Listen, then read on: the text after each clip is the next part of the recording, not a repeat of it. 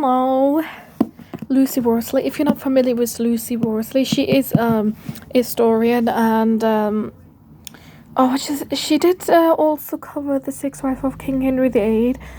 This book is about Queen Victoria, and I loved it. She's put exactly around the timeline. Well, this is more of like a family history. Ignore the noise. She's looked at many, like, I do follow her, Lucy Worsley, a lot of times on the six wives of King Henry VIII. She's covered Victoria and the Victorian era, of course. She's covered many things. Yeah, so this is her reference. Of course you need that. And I loved how she added like pictures of Victoria's childhood, and that one was her Victoria's favorite for her husband Albert, where she was a little naughty, they were married.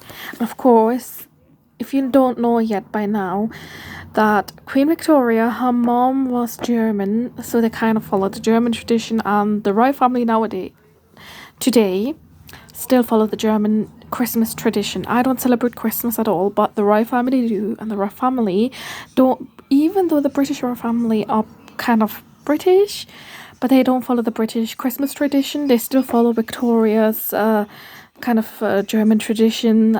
So what was it? I think the Germans on because I don't celebrate Christmas, I don't even know half of these things.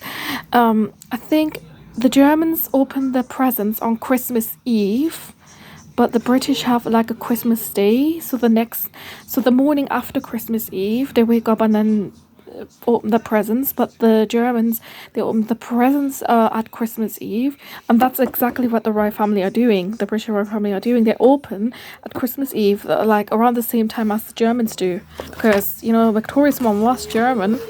And I love this one. I'm starting to get like really obsessed with Hilary Mantel books, and this one, Giving Up the Ghost, and I love it.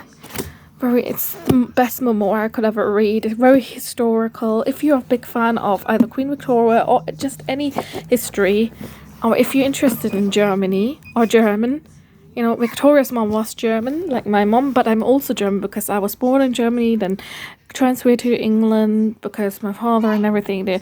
So I did my education mainly in England. But anyway, yeah. So both mine and Victoria's first language was German. And I've just finished this book, Honor Human Failings by Megan Nolan, and I've got to say, no wonder this was longlisted for Woman Press Fiction 2024. It's just really amazing. Like, read the blurb had me going, and it's like Nero Book Award.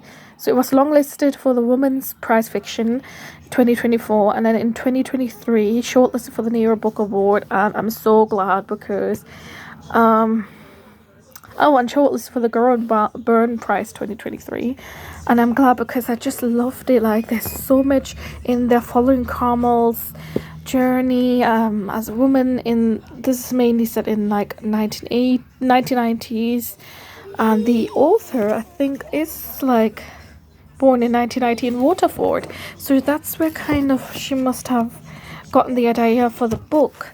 I really want to I'm going into journalism, and I want to learn how to do the consent form. Of course, when I did counseling a little bit, I know about the consent forms, but that was more like consenting of one of the client's consent to being the book being there recorded for, but that was really confidential as a counselor. I was like, what the hell is my unit asking me? But anyway, and then this one as well was another one that was longlisted for the Women Prize Fiction 2025 this year.